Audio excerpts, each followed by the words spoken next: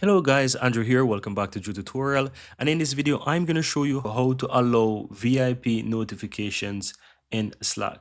So if you want to always allow the VIP notifications, regardless of what the status you have, if you put yourself on Do Not Disturb or whichever, then I'm going to show you how to override that and set that. So in Slack, simply click your account on the lower left hand side and go to Preferences. And on the notifications, scroll down and you will have a notification that says always allow notifications from VIP. So if you trigger this or turn this on, guys, what this is going to do, as it says, you will still get message notifications from VIP even when the general notification settings are paused.